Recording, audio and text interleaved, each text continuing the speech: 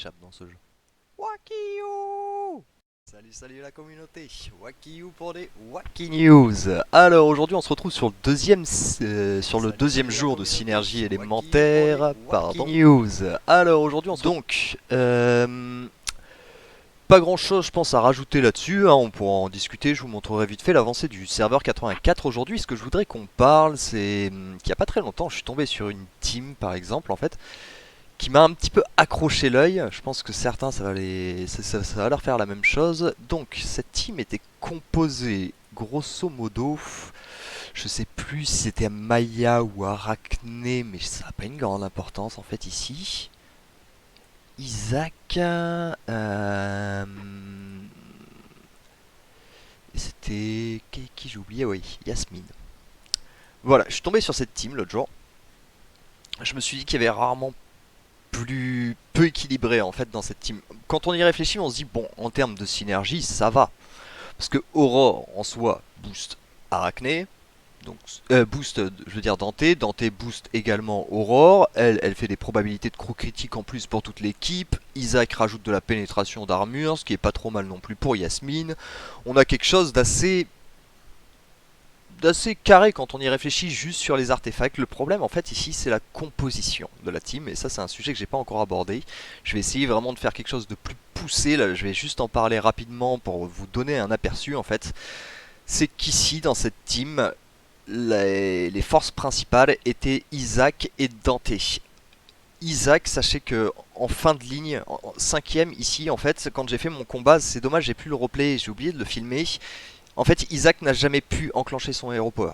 Voilà, c'est simple, en fait, toute la team était tombée avant même qu'il ait pu enclencher son Hero Power. Isaac doit vraiment être placé au plus loin, en troisième position. Ça, c'est vraiment des conseils que je vous donne qui sont vraiment basique. Ensuite, c'est pareil pour Dante. Dante n'a pas eu le temps d'attaquer parce que Dante était en fin de ligne et du coup, il recevait pas d'attaque à esquiver, donc il n'a pas pu activer son troisième talent, et donc du coup, au final, Dante n'a servi à strictement rien. Du coup, il restait juste Yasmine, Arachné et Aurore au final qui sont pas du tout dans une synergie là pour le coup. Et les seuls en fait qui apportaient quelque chose un petit peu à la team sont tellement en fond de ligne qu'on ne les touche pas et que du coup, ils servent qu'à la fin du combat, une fois que le combat est terminé. Donc en fait, d'abord vous pliez ces trois héros et puis ensuite vous vous retrouvez juste contre Dante et Isaac. C'est pas non plus ce qu'il y a de plus compliqué à tomber. Ou l'inverse, si vous avez quelque chose peut-être qui tape sur le fond, ça va directement dégommer les deux. Mais dans tous les cas, voilà, c'est vraiment des teams ça qui sont, j'ai presque envie de dire contre-productifs. C'est vraiment des teams ça, parce que, enfin, si on a des héros principaux qui se retrouvent à pas pouvoir enclencher leur hero power, c'est juste dramatique en fait, voilà. Et donc du coup, c'est un thème que je pense que je vais vraiment essayer d'appuyer par exemple, parce que Isaac ici, c'est vraiment dramatique. Ici par exemple, on fout une Amira, c'est beaucoup, une Iris, je veux dire, c'est bien mieux. Par exemple, Iris se comporte très bien en fin de ligne, on le sait, ça c'est aucun problème pour elle. Donc du coup vraiment il va falloir aussi réfléchir à ça quand vous composez vos teams, qui était quelque chose que j'avais un petit peu négligé au début et que j'avais oublié de vous parler en fait, tout simplement parce que c'est tout simplement un sujet que j'avais oublié un petit peu, qui pour moi était évident effectivement, parce que par exemple moi quand je monte ma Nebula et mon Heidi, ce qui est intéressant par exemple c'est que le boost se retrouve sur les héros qu'il y a autour. Et si par exemple ces derniers temps je suis en train de petit à petit de vouloir dégager Céleste, c'est parce que Céleste vient se mettre ici. Et ça m'arrange pas du tout parce que Nebula ne booste plus les attaques de Dante. Donc du coup en fait en général ce que je fais c'est soit j'utilise Céleste, soit j'utilise Nebula. J'utilise que un des deux soutiens, sinon ça marche moins bien qu'avec donc en fait la seule stratégie à laquelle j'ai pensé en fait c'est que je sais que Rufus peut être pas mal sur la défense, mais sur la phase d'attaque c'est pas quelque chose de vraiment exceptionnel. Comme je vous ai montré un petit extrait en début de vidéo. Du coup, il faut vraiment trouver de la fin de ligne. Et de la fin de ligne, du coup, on a Liane, Dorian qui est vraiment super bien adapté, par exemple, dans ce type de compo. Et donc, après, je vais pas pouvoir faire toutes les compos en fait. Par exemple, mais les Karks, c'est pareil, les Karks et Yasmine, il faut effectivement que ça se retrouve vraiment. On va pouvoir mettre Sunface qui me semble se met derrière, donc du coup ça va quand même laisser les héros principaux devant. Où est Sunface? Ouais, ça, Sunface se met quand même derrière. Du coup, en général, c'est plutôt Astaroth qu'on utilise avec ce genre de team, et on peut mettre Martha aussi derrière qui va pas poser de problème. Par exemple, ici. Et donc, du coup, si cette team par exemple est bien étudiée, justement, c'est parce que les deux forces vraiment de cette team par exemple, c'est Kark et Yasmine. Et Kark et Yasmine sont en devant de ligne et donc vont prendre des dégâts, donc vont pouvoir enclencher leur hero power, donc vont pouvoir déclencher leur potentiel à fond, par exemple en fait. Donc ensuite, je sais pas, on pourrait prendre une autre team. Bon, avec les Twins, c'est un peu différent. Mais qu'est-ce qu'on pourrait avoir comme team intéressante Je sais qu'Andvari est pas mal aussi pour ça, parce que ça peut vous permettre de mettre pas mal de héros weak en début de ligne sans qu'ils soient pour autant trop faibles en fait. Ils vont pas se faire déchirer pour autant. Pac. Ensuite, d'autres petites compos. Qu'est-ce qu'on a comme autre type de compo Parce que si on... Là par exemple, on est sur mon serveur 38. Alors, je trouve pas que les mecs soient le plus équilibrés qu'il faut sur leur défense en arène. Mais on va voir qu'il y a peu d'erreurs de placement, je pense. Ici on a une Iris en quatrième, on a tout de suite la Kera qui vient en deuxième, qui va être boostée par la Nebula avec Iris qui récupère aussi le boost de Nebula, donc c'est plutôt bien penché par exemple, pensé je veux dire en termes de positionnement. Ici c'est pareil, on vient booster nos dégâts critiques avec Ju et Sébastien, Martha, qui vient derrière justement un tank parce que ça fait jamais de mal et ça peut quand même dégommer les fins de ligne. Cleaver est pas non plus, enfin moi c'est pas du tout un tank.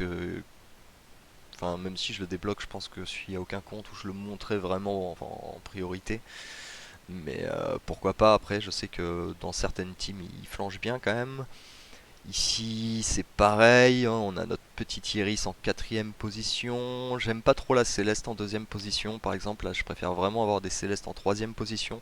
Parce que Céleste a pas beaucoup de points de vie, c'est pareil. Là, justement, sur une team Twin, c'est pour ça qu'elle est pas trop mal, justement, Céleste, parce qu'elle vient se mettre derrière Krista, et Krista encaisse beaucoup de dégâts avant Céleste, et donc du coup ça lui permet d'être plus résistante et de mieux optimiser son potentiel.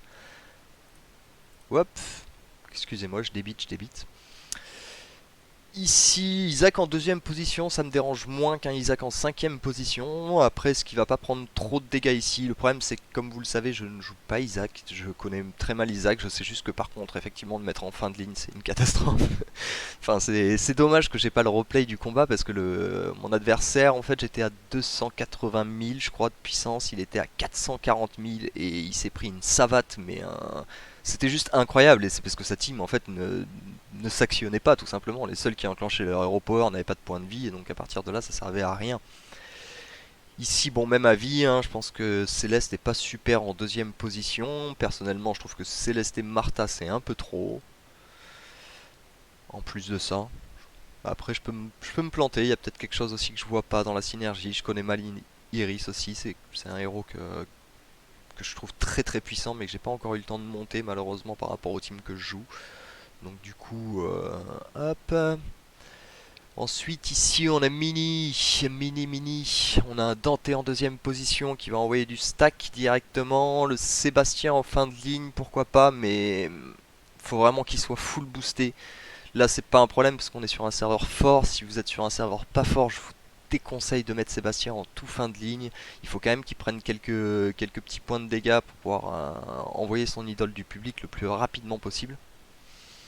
Donc, ouais, ici, ça me va. Après, je trouve que Céleste en fait a rien à foutre ici. Je trouve que Astaroth a rien à foutre ici. Pour être vraiment sincère, enfin, voilà, hein, vous me connaissez pour mon franc-parler, hein, mais je vois pas en fait en quoi Céleste a un boost de dégâts magiques ici, vient renforcer la team. Exactement pareil pour Astaroth, je pense qu'il y a de bien meilleurs tanks, comme Corvus par exemple ici, qui favorisera encore plus les pénétrations d'armure. Ouais, je suis pas méga fan, hein, autant pas, on va pas se mentir. Après, bon, je suis très compliqué aussi, hein, et il y a plein de trucs aussi que je capte pas, ou peut-être on va me dire là par contre tu dis que t'es pas très fan, mais par contre ça explose 90% de la méta. Ici j'aime beaucoup du coup, hein, Iris en fin de position, on a Aurore qui est bien pour les esquives justement avec Nebula, avec Dante en plus. Je pense que son...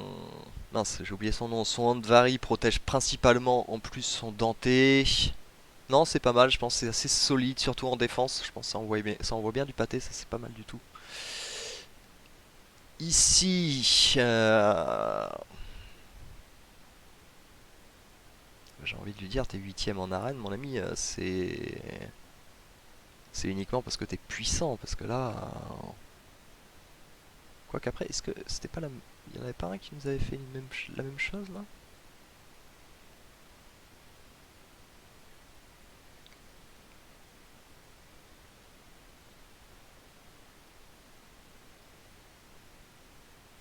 Et sur quelque chose d'assez proche, il y a Sébastien qui est remplacé par Elios, peut-être qu'il préfère en défense. Mais bon, enfin, personnellement, je sais pas qui utilise encore vraiment Yasmine, mais bon, après, pourquoi pas.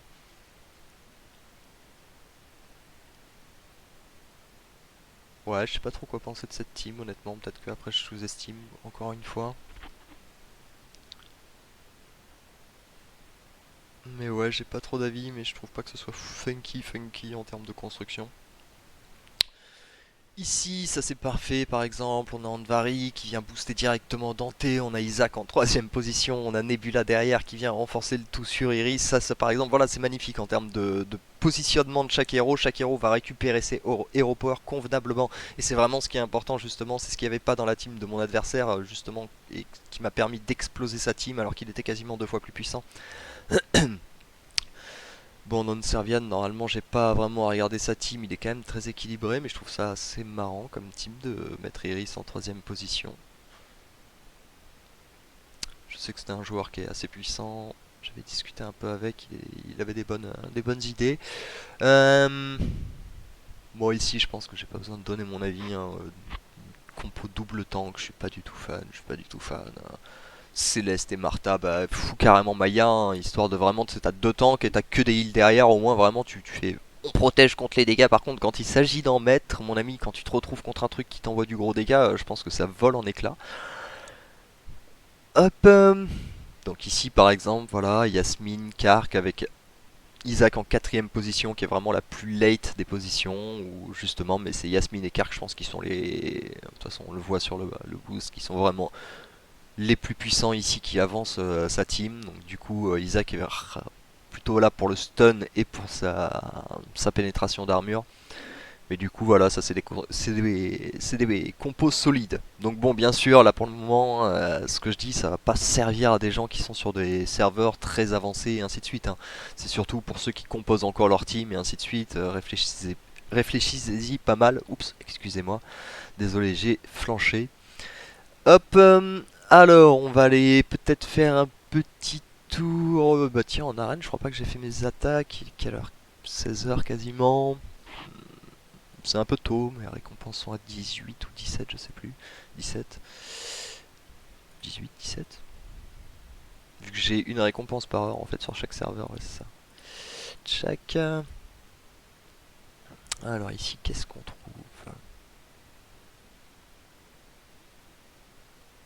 Ok, ici ça normalement ça devrait être de la Knaki.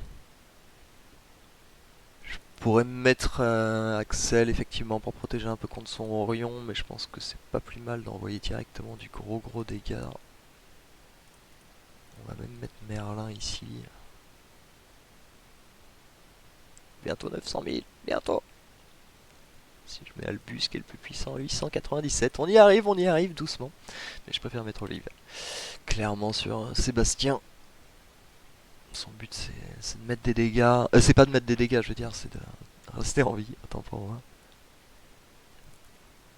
Parce que vous voyez déjà en quatrième position il prend un peu de temps à l'envoyer, hein, son idole du public, donc je pense qu'en cinquième c'est pas ouf.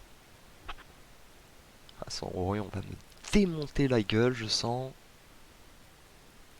C'est ça, là je comptais sur une très grosse frappe à ce moment là et c'est ce qui se passe, voilà c'est bon. Tout tombe, du coup il reste plus que Aurore et là elle n'a plus aucun espoir. Ok. Je me suis dit que ça pouvait être un peu plus marrant aussi de faire nos combats d'arène ensemble. Ici, qu'est-ce qu'on a? On a Maram en position 42 qui a un Isaac. Alors pour ceux qui me connaissent pas, j'aime beaucoup attaquer les Isaac avec mes twins, j'ai un petit toc avec ça presque. C'est, bon, je sais pas, c'est, voilà, il y a des choses qu'on n'accepte pas.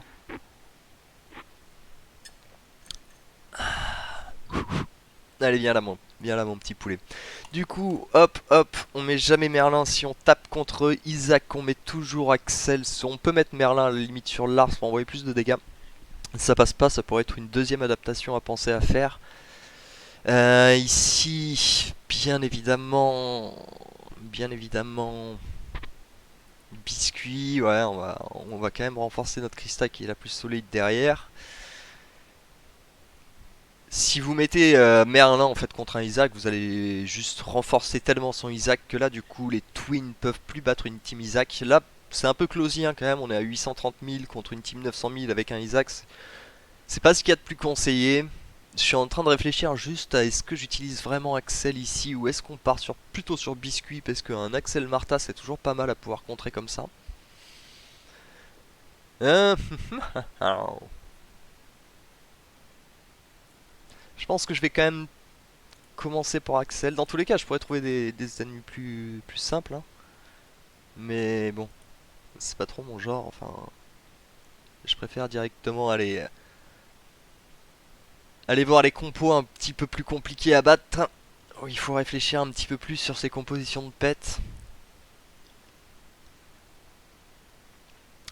Et son Isaac en deuxième ligne peut poser problème, mais vu qu'on a Sébastien, ah, il nous balance le stun avant que Sébastien ait pu faire son idole, c'est affreux.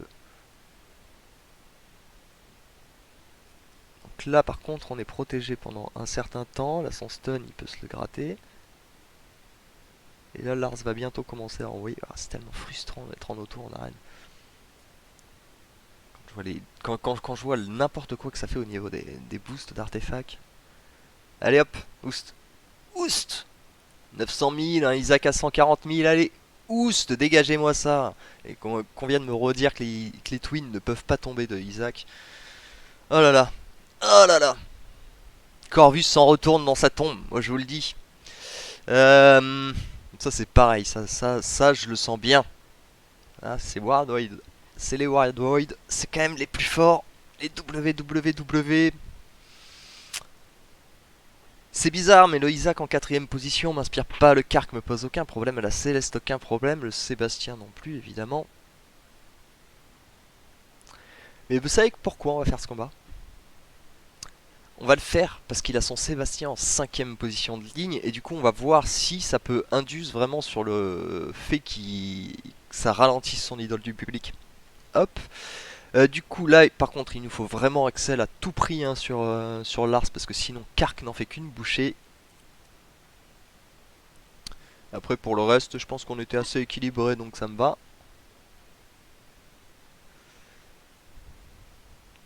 On surveille bien son Seb et le nôtre. Le sien est sûrement plus puissant, donc il devrait enclencher avant le mien, théoriquement. Ok, il enclenche bien avant le mien, effectivement. Ça pose peut-être pas forcément problème, du coup, hein, Sébastien en cinquième position. Donc là, on se prend notre stun. Ici, Sébastien va se réveiller. Là, on encaisse les dégâts, on encaisse les dégâts. Et on envoie. C'est comme ça que ça marche, les twins. Ah ouf. Non, ça passera pas, là. Là, ça ne passera catégoriquement pas. On lui a quand même mis quelques dégâts, hein, en soi, mais là le Isaac à 154 000, le Sébastien à 160 000. Ouais, non, enfin c'est juste que là, là voilà, voilà, je pousse aussi. Mais ouais, on peut voir que son Sébastien a 174 000 comparé au mien qui a 120 000, donc c'est normal qu'il ait enclenché vraiment beaucoup plus tôt son Hero Power.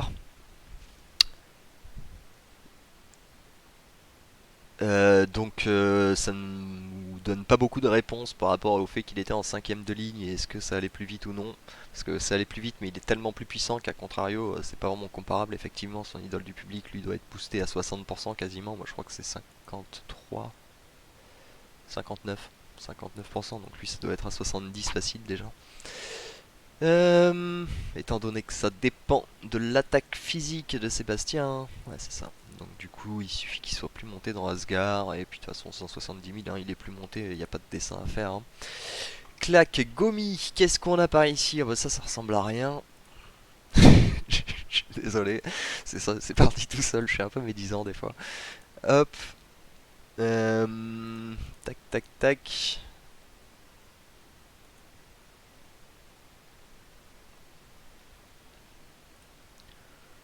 On va même le faire en accéléré parce que je pense pas qu'il y ait un grand intérêt à regarder cette boucherie. Tac. Thibaut, c'est un mec de chez moi, j'ai quand même un petit peu quelques concepts. Et puis de toute façon, je pense qu'il me défonce en plus, pour être tout à fait franc. Mais bon, ça, chut. On le dit pas, on le dit pas. Ça se dit pas de toute façon. Tac.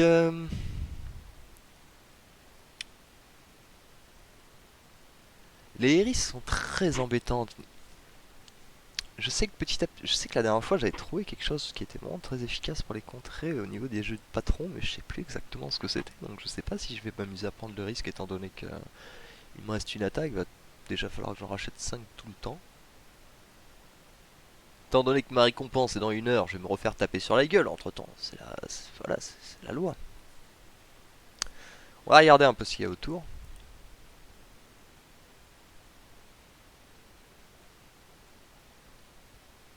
Lui, j'ai envie de l'attaquer, mais c'est plus une histoire de concept en fait. C'est parce que les Soul Keepers sont tous partis un petit peu énervés. Un petit peu trop, d'après ce que j'ai compris. Ils ont créé une nouvelle guilde, du coup, on a perdu la moitié de notre guilde en fait, quasiment.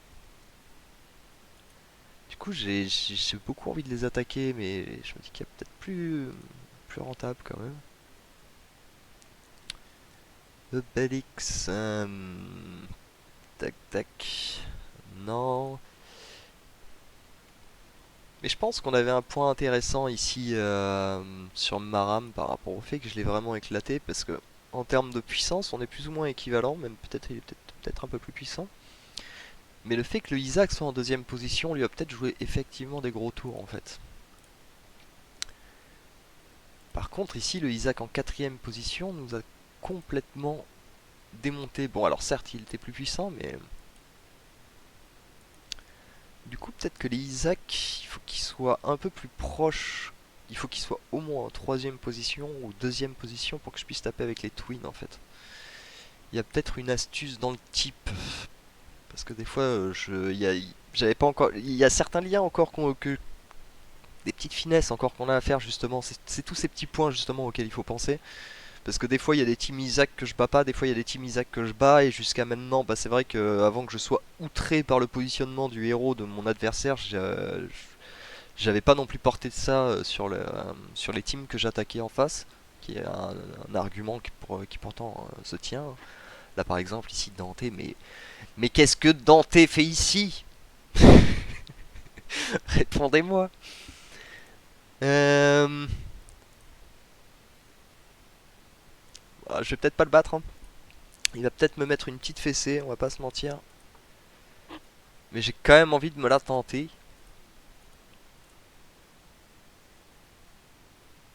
Parce que Sébastien va clairement empêcher les poisons. Il va pas pouvoir esquiver vraiment d'attaques physiques grandes. Donc là il pourra pas jamais enclencher son Hero Power. Il n'y a que Damiris qui me dérange ici. Allez go. De toute façon, pas grand chose à faire à part regarder, c'est toujours embêtant. Ouais, regardez son denté à quel point il va servir à rien. J'en suis quasiment sûr, avant même que le combat ait commencé. Il a fait une fois son Hero Power. Ouais, ça passe. Clac. Et voilà. Un mauvais positionnement de Danté, et on se retrouve avec un Danté qui envoie aucun dégât.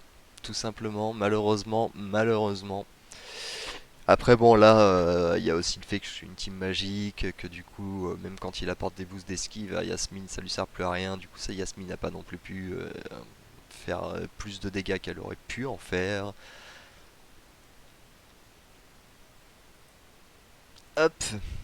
Mais voilà, écoutez, je pense qu'on a fait le tour pour aujourd'hui. Je referai peut-être une petite vidéo demain, à la rigueur, on verra, selon l'inspiration. Si, parce qu'il faut que je vous parle d'un truc dans la tour. Malheureusement, j'ai déjà fait ma tour sur tous mes serveurs. On fera un petit La Tour Acte 2. Écoutez, comme d'habitude, si la vidéo vous a plu, n'hésitez pas à lâcher un petit pouce, à vous abonner, à follow sur Twitch pour pouvoir suivre directement en live. N'hésitez pas à dire un petit bonjour, je vois qu'aujourd'hui on a quelques followers, mais le chat est resté bien vide. Voilà, bon bah écoutez, on se retrouve très bientôt. Je vous souhaite à tous un très bon week-end. Allez, ciao ciao.